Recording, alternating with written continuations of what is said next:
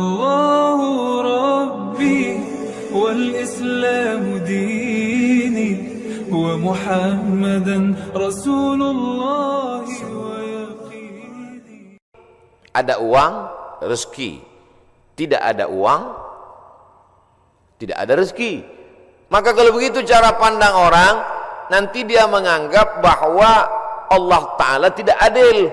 Kenapa saya yang sholat, saya yang puasa sunat, saya yang zikir, saya yang rajin pengajian tidak ada rezeki?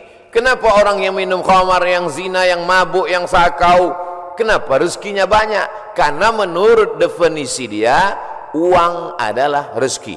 Maka Islam datang. Apa itu rezeki? Kullu ma yuntafa'u bihi. Semua yang mendatangkan manfaat untuk akhirat kita, itulah rezeki. Uang tidak selamanya rezeki. Ada yang punya uang, dengan uang itu dia sakau, berarti bukan rezeki, itu istidraj, azab yang tertunda. Ada orang dengan tidak punya uang itu justru dia jadi soleh, ke masjidnya sampai 6 kali pas nggak ada uang. Subuh, zuhur, asar, maghrib, isya, duha, tahajud 7 kali. Berarti tidak punya uang, itulah rezekinya. Sekarang saya tanya, mau pilih yang mana? Rezeki dalam bentuk uang atau nggak punya uang? Itu namanya prank UAS. Kullu ma yuntafa'u bihi, semua yang mendatangkan manfaat, bukan manfaat materialis, bukan manfaat kebendaan dunia, manfaat untuk akhirat kita, maka itulah rezeki. Jadi kalau kita membayangkan bahwa rezeki itu hanya emas, maka semua orang yang tidak punya emas berarti tidak dapat rezeki. Padahal anak adalah rezeki. Kenapa anak itu rezeki? Karena anak mendatangkan manfaat, amal jariah yang tidak putus, waladun salihun. Tapi kalau orang menganggap mendapatkan anak itu rezeki, lalu yang tidak punya anak berarti tidak dapat rezeki, maka sesungguhnya tidak punya anak juga bisa jadi rezeki. Kenapa? Karena berapa banyak orang punya anak hanya menyusahkan dirinya saja. Sejak dari mulai lahir sampai anak itu punya anak, menyusahkan saja. Maka dia tidak menjadi rezeki, karena tidak mendatangkan manfaat, dia justru menjadi laknat. Na'udzubillah. Ini semua diluruskan pemahaman kita tentang rezeki. Yang meluruskan itu adalah Allah. Dikirimnya Nabi yang dia pilih, Nabi Muhammad SAW, supaya kita faham, jangan sampai salah. Kalau sudah salah faham, akhirnya salah ngomong, salah cara berpikir, salah pandang, salah bicara, salah berbuat. Yang paling mengerikan adalah salah sangka kepada Allah Subhanahu wa ta'ala. Banyak orang sudah hijrah tapi pemahamannya tidak betul, akhirnya dia suudzon kepada Allah. Saya sudah hijrah dari riba kepada syariah, hijrah dari perbuatan maksiat kepada taat, hijrah dari luar masjid ke dalam masjid. Tapi kenapa Allah tidak merubah rezeki saya? Mengapa Allah tidak memperbaiki rezeki saya? Itu bukan ungkapan Abdul Somad, itu ungkapan jamaah yang curhat melalui komen-komen, melalui pertanyaan di kertas. Biasanya jamaah di tulisan lebih berani daripada langsung. Saya baca tuh di komen-komen itu. Kenapa Allah tidak mengubah rezeki saya? Allah sudah merubah rezekimu, tapi cara pandangmu tentang rezeki itulah yang belum berubah. Kalau kita sudah merubah cara pandang kita, maka insya Allah segala yang kita terima itu adalah rezeki. Makanya orang-orang soleh itu ketika tampaknya dia nampaknya secara kasat mata, secara zahir kita lihat dia sepertinya kena musibah. Tapi justru ketika menerima itu dia berkata alhamdulillah. Kenapa? Sakit dia, dengan sakit itu keluar dari mulutnya alhamdulillah. Kok begitu Ustaz? Kenapa begitu Tuan Guru? Mengapa begitu Kiai? Kamu kan bukan sedang dapat mobil, bukan dapat duit, bukan dapat uang. Kenapa kamu bersyukur alhamdulillah? Yuntafa'u bih. Karena dengan itu saya bisa berhenti sejenak mensyukuri sehat. Tapi biasanya orang kalau sedang sakit, hadis ini hilang, ayat ini hilang, ceramah ini hilang. Bahkan bukan yang mendengar subuh ini, yang ceramah pun hilang isi ceramahnya. Karena ceramah itu bisa hilang, itulah maka direkam dengan 3 kamera subuh ini. Ini rekaman ceramah ini bukan untuk jamaah, ini untuk yang ceramah. Supaya kalau nanti datang sesuatu yang tidak menyenangkan bagimu, hai Abdul Somad, kau supaya ingat bahwa itu pun sebenarnya rezeki. Kenapa? Yuntafa'u bih. Jadi keywordnya, kata kuncinya adalah bermanfaat dia atau tidak. Bukan pada bendanya, bukan pada materinya, tapi pada non materinya, immaterinya, bermanfaat atau tidak. Air minum yang ada di depan saya ini tidak selamanya menjadi rezeki kalau dia tidak bermanfaat. Tapi bagaimana kita tahu dia bermanfaat atau tidak kalau tidak kita minum? Itu kan alasan Ustadz karena mau minum aja. Saudara yang dimuliakan Allah Subhanahu wa taala, ada yang menyebabkan manusia ini menjadi tidak bersyukur, di antaranya adalah karena dia tidak melihat sesuatu itu dari hakikatnya, hak kebenarannya. Mengapa dia mesti ada? Kalau dia lihat itu pada hakikatnya, maka dia akan bersyukur kepada Allah Subhanahu wa taala. Musuh-musuh itu, haters, buzzer, itu pun juga adalah rezeki. Itu cara mengobati hati yang terlalu sakit kalau dibuli orang. Kenapa? Karena dengan adanya dia, manusia menjadi sadar. Orang-orang yang terhormat dimuliakan. Saya begitu turun tadi disambut, dimuliakan, diiringi sampai kemari diberikan. Di mana-mana saya sholat sajadahnya satu. Di Masjid Sunda Kelapa berapa tadi sajadah? Uas. Dihormati, dimuliakan. Itu kalau sering-sering begitu bisa jadi takjub, bisa jadi ujub. Tapi begitu kita diejek, dicaci maki, dibuli oleh haters, oleh buzzer, yuntafa'u bihi, bermanfaat. Ini namanya rezeki dalam bentuk haters. Tidak selamanya rezeki itu dalam bentuk lovers. Jadi nanti buat judul kajian khusus untuk generasi milenial, rezeki between haters and lovers. Anak-anak muda itu judulnya, walaupun isinya itu juga. Cuman anak muda itu suka casingnya yang wow gitu, yang luar biasa. Nah, yang pertama pembahasannya adalah mesti paham secara istilah, secara bahasa, apa itu rezeki.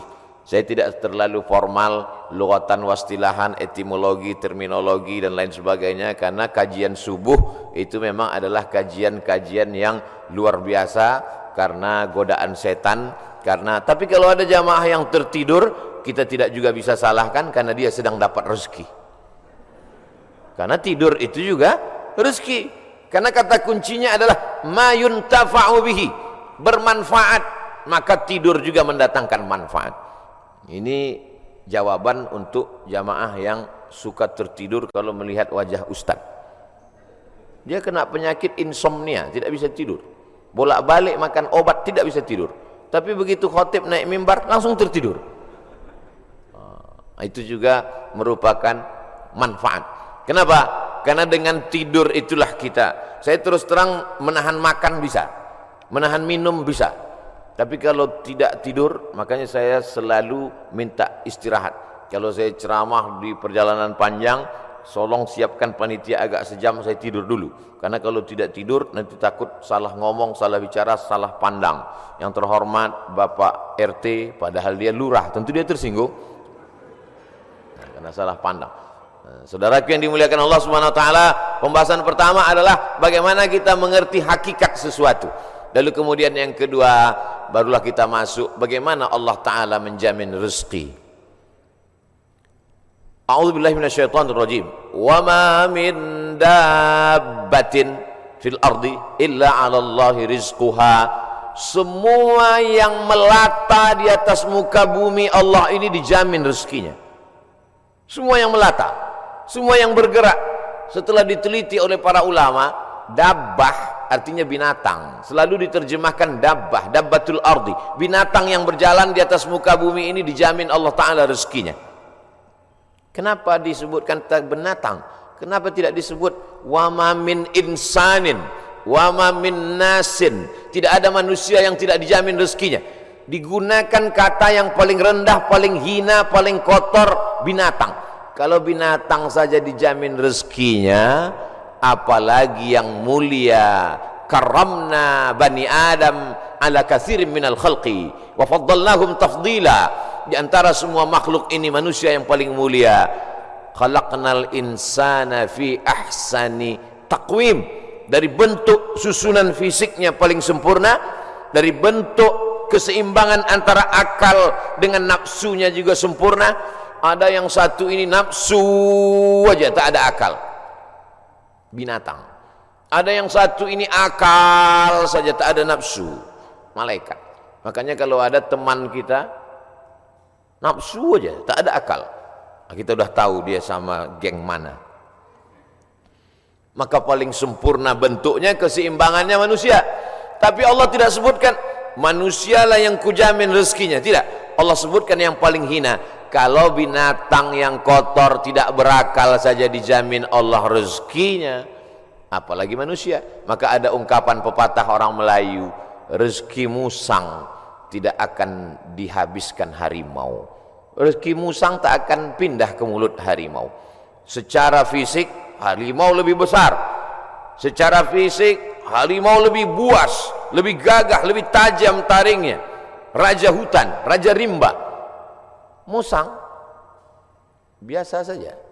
Bahkan ada musang yang paling keren ya kopi luwak, karena itulah makanan dia. Tapi rezeki musang tidak akan mungkin dihabiskan harimau. Kalaulah gara-gara harimau musang itu tidak makan, maka sudah lamalah musang itu punah dan musnah, tidak ada lagi di permukaan bumi. Tapi sampai hari ini musang masih tetap ada dan harimau pun tetap ada. Begitu Allah Subhanahu wa taala mencari, menyediakan rezekinya. Binatang yang melata, melatanya tidak pula di atas tanah. Justru dia unik.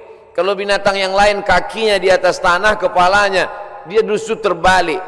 Justru kaki dia yang ke atas, dia yang ke bawah. Bukan Spiderman, cicak. Makanannya pun luar biasa. Yang dia makan tidak melata tapi yang terbang, nyamuk. Bisa juga dia makan.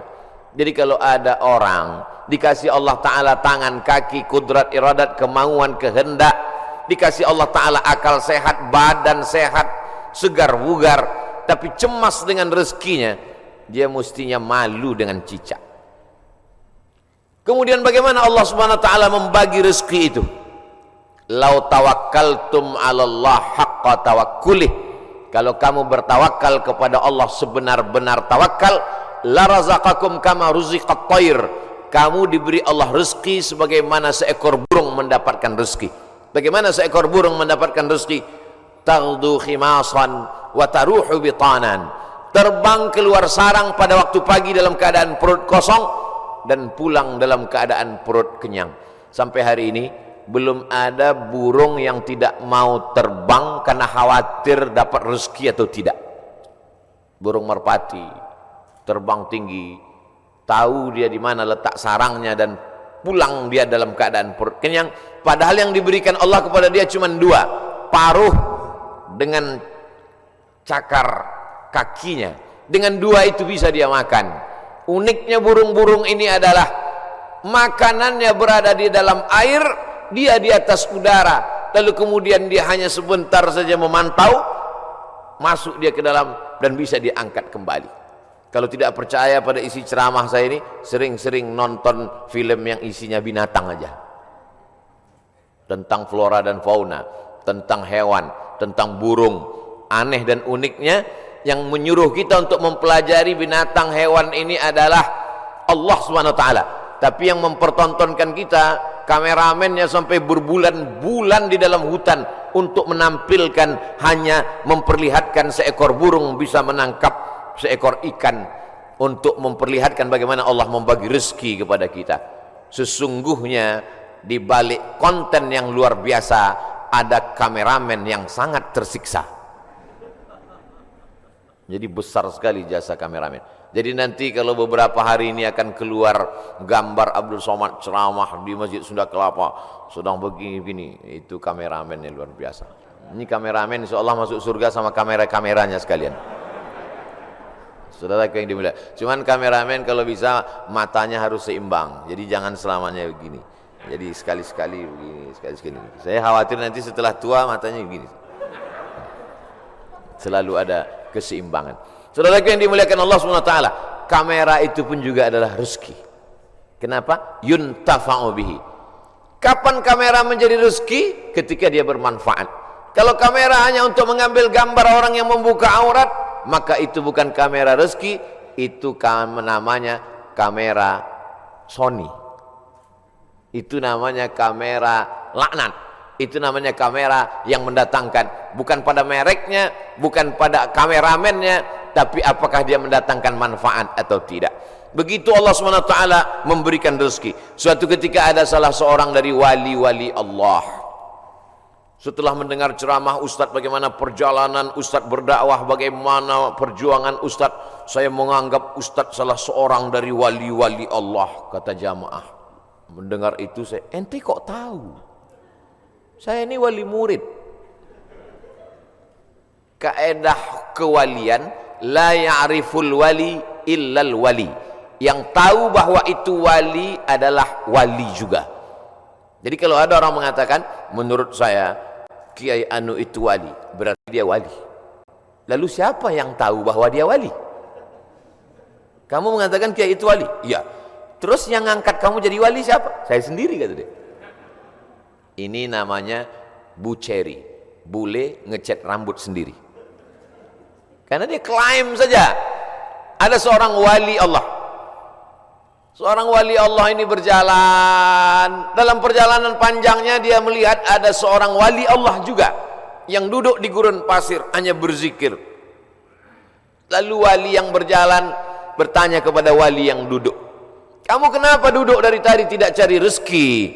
Kata wali yang duduk, apa kau tidak tahu firman Allah, wa ma min dabbatin fil ardi illa 'ala Allahi rizquha.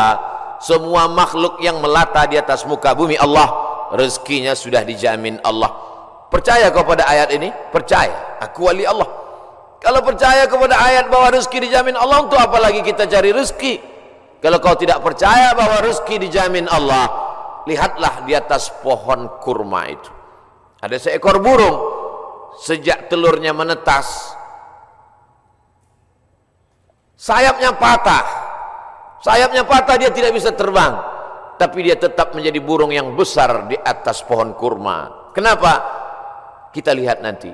Tak lama terlihat datang burung lain membawakan makanan. Datang burung membawakan cacing, datang burung membawakan ikan.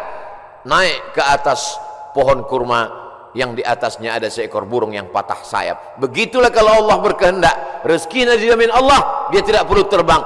Datang burung lain membawakan. Burung yang datang ini bukan ojek online. Burung lain datang membawakan tanpa perintah manusia. Allah memerintahkan hatinya. Oh, begitu. Ya. Lalu apa kata wali Allah yang berdiri kepada wali Allah yang duduk? Kenapa kau tidak amalkan sunnah al-yadul ulya khairum minal yadis sufla? Kenapa engkau tidak memilih menjadi burung yang mendatangkan cacing dan ikan? Kenapa justru memilih menjadi burung yang duduk menunggu makanan datang? Mendengar itu wali Allah yang duduk itu tegak berdiri dan dia mengatakan, kalau begitu aku lebih memilih ingin menjadi burung yang membawakan makanan, karena mengikut sunnah Rasulullah sallallahu alaihi wasallam, al-yadul ulya khairum minal yadis sufla, tangan di atas yang memberi lebih mulia daripada yang menerima. Artinya apa? Dengan rezeki, mencari rezeki, punya rezeki bermanfaat, maka orang itu lebih tinggi derajatnya daripada beriman, yakin, tapi hanya menanti menunggu. Makanya dalam Islam diajarkan al-mu'minul qawiyyu, seorang mukmin yang kuat, kuat fisiknya, kuat otaknya, kuat ilmunya, kuat finansialnya, kuat duitnya. Khairun, dia lebih baik di hadapan Allah. Wa ahabbu ilallah, lebih dicintai Allah minal mu'minid dhaif, daripada mukmin yang lemah. Wali Allah kalau menerima hadis mudah dia menerima. Ini contohnya. Wali Allah begitu menerima hadis langsung dia terima. Dia langsung tegak berdiri. Jadi kalau ada hari ini orang yang diyakini sebagai wali Allah tapi bertentangan dengan sunnah-sunnah Rasulullah, maka sesungguhnya bukan wali Allah. Jadi wali apa? Wali setan. Suatu ketika ada seorang wali Allah membawa murid-muridnya untuk menemui seseorang yang dikatakan wali Allah. Diceritakan dalam kitab Ar-Risalah Al-Qushairiyah, Imam Abdul Qasim Al-Qushairi. Murid-murid, kita mau ketemu dengan seorang wali Allah. Di mana Tuan Guru? Di masjid. Dia tidak pernah keluar masjid, dia dalam masjid. Ya, sampai di dalam masjid bertemu dengan wali Allah, bersalaman. Tiba-tiba orang yang dikatakan wali Allah itu, meludah dalam masjid. Lalu kemudian saat itu juga sang guru berkata, mari kita tinggalkan orang ini bukan wali Allah. Kenapa Tuan Guru? Dia banyak karamahnya, dia mulia. Karena dia meludah dalam masjid. Perbuatannya bertentangan dengan syariat, bertentangan dengan sunnah Rasulullah SAW. Karena bumi yang paling mulia adalah masjid, meludah dalam masjid adalah menghinakan masjid, maka perbuatannya sudah menjatuhkan kedudukan dirinya di hadapan Allah karena bertentangan dengan sunnah Rasulullah. Saudara hidup ini ikuti saja sesuai dengan ketentuan yang dibawa oleh syariat Nabi Muhammad sallallahu alaihi wasallam, termasuk dalam hal mencari rezeki ini. Kalau dia ikuti sunnah Rasulullah dengan cara yang halal, maka itu berarti dia adalah termasuk umat Muhammad sallallahu alaihi wasallam. Dia kaya Pak Ustadz, mobilnya mewah, mahal, rumahnya megah, hebat, tapi tidak pernah keluar rumah cari rezeki. Jangan-jangan punya babi ngepet, jangan-jangan tuyulnya 3 kontainer. Nahnu nahkumu bizawahir, kita menghukum orang itu dengan melihat zahirnya. Yang tahu batinnya hanya Allah Subhanahu wa taala. Wallahu yatawallas sarair. Ini pembahasan tentang rezeki. Lalu kemudian hubungannya dengan pandemi.